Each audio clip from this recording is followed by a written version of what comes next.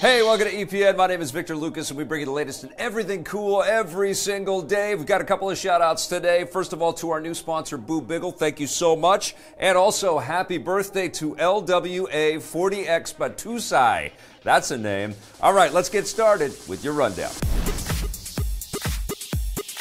Disney is pulling out all the stops to get people fired up for their new Star Wars movie. The studio released a flashy new trailer for Solo, a Star Wars story, over the weekend, giving audiences their best look yet at the troubled spin-off movie.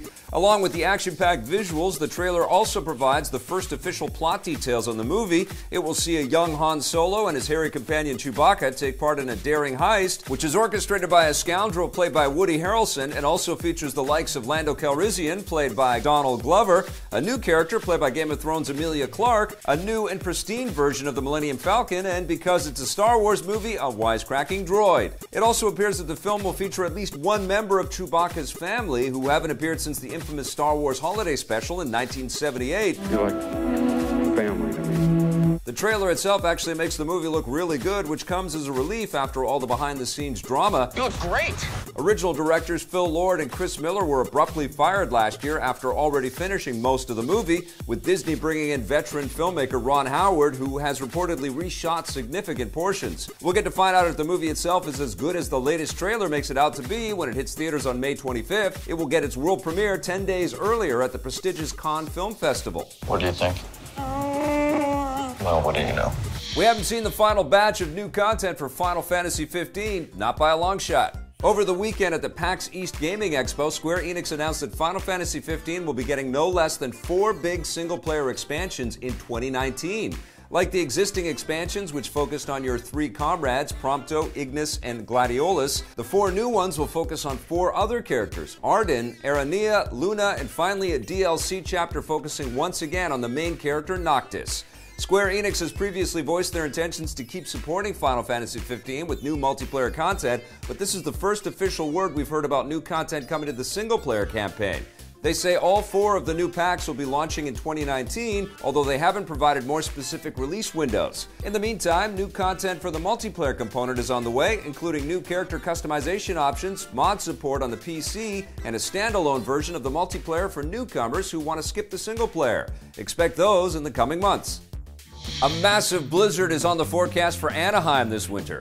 Blizzard Entertainment has announced when and where the latest entry of their annual BlizzCon event will take place. Like previous years, it will happen during the first weekend of November, specifically Friday, November 2nd and Saturday, November 3rd, and will once again be held in the Anaheim Convention Center. Tickets always sell out fast, so Blizzard is once again going to sell them in 2 waves. The first set will be available to buy on Wednesday, May 9th, and those who aren't able to get them then will be able to try again when the second wave becomes available on Saturday, May 12th. BlizzCon is easily the biggest publisher-specific gaming event of the year, celebrating all the big Blizzard franchises, and as always, expect new announcements about upcoming projects. Blizzard will also be holding esports tournaments during the event, including the StarCraft 2 Global Finals and Overwatch World Cup. Because those tournaments are so big, Blizzard will also be holding a separate opening week for them in Burbank a week earlier, from October 25th to 29th.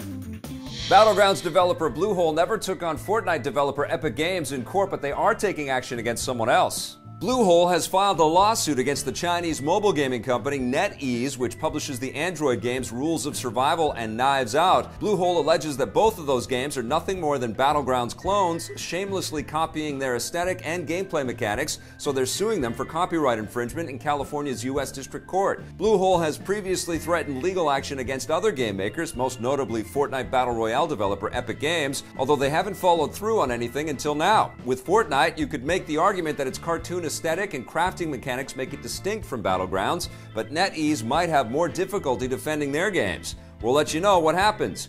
In other Battlegrounds news, Xbox One gamers will be able to go to the desert next month. Speaking at PAX East, game director Brendan Green announced that the second map, the desert-inspired Miramar, will debut in the Xbox One version of the game this May.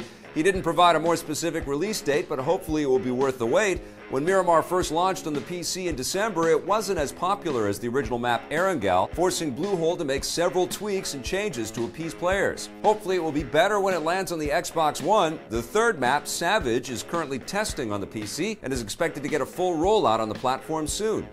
And another big game maker is taking on the Battle Royale genre. Gears of War creator Cliff Bleszinski and his new company Boss Key Productions have announced an all-new game called Radical Heights. It's a battle royale shooter where players fight to the death inside a massive arcade-inspired dome with a heavy 1980s aesthetic, and there's a strong emphasis on customizing your characters and weapons with the gear you acquire along the way. Radical Heights is just being announced today, but will be playable tomorrow through Steam Early Access. But the developers stress that this is an unfinished version of the game, so adjust your expectations accordingly. Cliff Bleszinski and Boss Key Productions have a good reason to get their next game out quickly. Their debut title, Lawbreakers, was a bomb critically and commercially, so creating a new game in the popular Battle Royale genre could be seen as a less risky bet. Bleszinski actually worked on Fortnite before leaving Epic Games to found Boss Key Productions, so hopefully he has better luck this time around. With The Incredibles 2 landing this year, Pixar will be toying with an even bigger sequel next year. The studio has confirmed that their long-awaited Toy Story 4 will hit theaters on June 21st, 2019. They haven't revealed any specific plot details yet, but it's safe to say that the film will once again focus on the exploits of the heroic toys Woody and Buzz. Toy Story 4 has been a long time coming and has already seen some disturbing problems behind the scenes. Pixar first announced that they were making a fourth movie back in 2014 with a release slated for 2017, but it was delayed several times amidst development trouble. Last year, reports emerged that some of the development trouble stemmed from sexual harassment allegations against the film's director and Pixar head John Lasseter. Lasseter has since been replaced by Coco co-director Jonas Rivera and Pixar artist Josh Cooley, who together are co-directing the film. Hopefully Pixar has fixed their problems and put the issue behind them.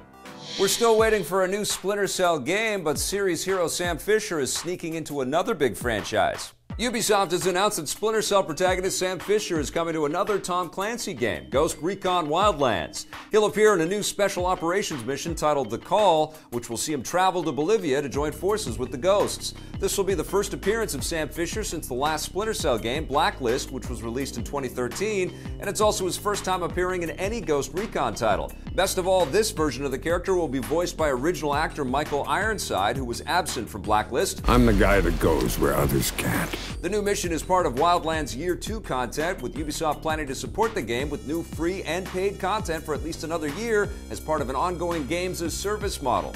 The return of Sam Fisher also comes amidst rumors that Ubisoft is working on an all-new Splinter Cell game, so this re-emergence of Sam Fisher could be their way of teasing that an announcement is imminent. We'll let you know when new intel comes in. All right, Ghost. This is Sam Fisher. Let's go for a ride.